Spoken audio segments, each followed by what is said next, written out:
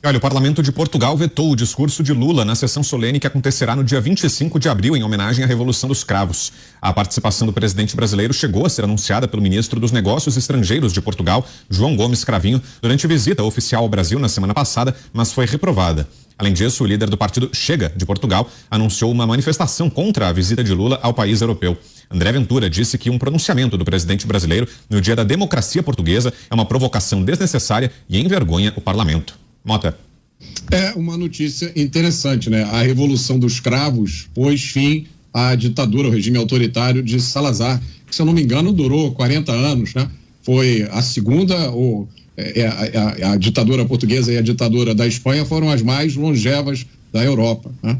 É engraçado, porque o pessoal da Revolução dos Cravos, a Revolução dos Cravos tinha um caráter socialista, pelo que eu me lembro, né? Foi muito festejada pela esquerda. É curiosa essa reação, seria interessante saber os motivos, né? O que levou esses políticos portugueses, a tomar essa atitude. Talvez eles saibam alguma coisa que muitos brasileiros não saibam. E aí é uma piada, que, em vez de ser do português, é uma piada do brasileiro. Zé. Olha, o mundo inteiro adora uma história bonita, uma história de herói, mas detesta qualquer fraude e a possibilidade deste herói, na verdade, ser um bandido. E houve um trabalho muito eficiente e de longo tempo para vender imagens do Brasil.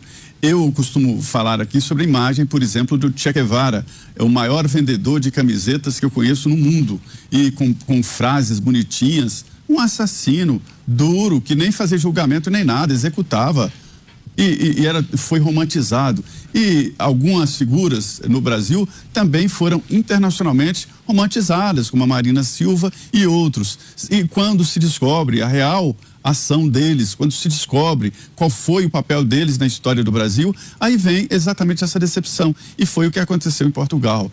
Já existem pessoas que estão entendendo, até fora do Brasil, como foi os últimos anos da história do Brasil, da história econômica e dos governos anteriores do PT. E tirando esse véu da romantização, aí as revelações são tristes. E é por isso que o discurso do Lula foi vetado em Portugal. Diga para ver.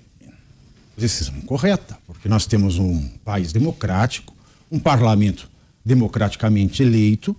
Não se deve nunca jamais meter o bedelho na autonomia, nos rumos decididos democraticamente por um país democrático.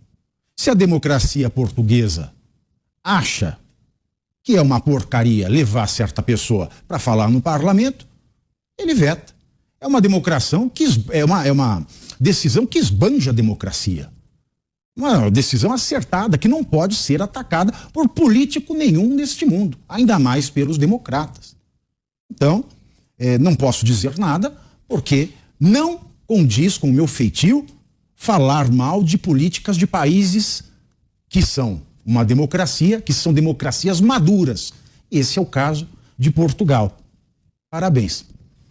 Oito. Eu só tenho que olhar o país, né, de Portugal como uma oportunidade, né? E eles estão fazendo bem o trabalho, porque eles não querem esse tipo de discurso lá. O país de Portugal está crescendo, né? Portugal atrai investimentos brasileiros.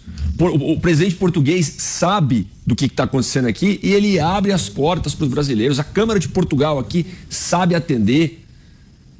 Tem cada vez mais gente saindo do Brasil. Então, vocês acham que eles vão querer um discurso do Lula para estragar o ambiente que está andando bem lá? Não vão, né? E aí, um dos que falaram aqui contra é o partido lá, Iniciativa Liberal, que defende a liberdade, que defende a democracia. Não vai querer quem defende o contrário. Mota. Eu acho um gesto, um simbolismo muito grande. Eu fico me perguntando se isso não é o começo, né, de uma nova etapa no entendimento internacional da história brasileira. Vocês podem perceber que eu estou falando com muito cuidado, porque esse é o Brasil de hoje. Portugal tem uma longa história. Os portugueses têm uma história de coragem. Primeiro, eles participaram da expulsão dos mouros, dos árabes, que invadiram a Península Ibérica lá pelo ano 800. Esses mouros, esses árabes, só foram expulsos definitivamente quase 1.500. Depois, os portugueses, que detinham a mais avançada tecnologia de navegação da época, se aventuraram pelo mundo, desceram a costa da África, chegaram até a Índia e depois vieram para o Brasil. Chegaram aqui, encararam essa terra e construíram, apesar dos pesares, e todo o lugar tem pesares, né? Eles construíram aqui uma civilização, trazendo com eles a herança da civilização europeia. A gente deve muito a Portugal, apesar de toda a campanha que a própria esquerda faz de demonização da colonização, de destruição da história brasileira. A gente deve muito a Portugal. E talvez, a partir de hoje, ou de ontem, a gente fique devendo um pouquinho mais. Só um comentáriozinho. Pois não, Pavê. Bem, tem essa questão que é muito séria. Todo aquele que não conjuga os verbos corretamente e não também usa singular e plural corretamente, ofende o português.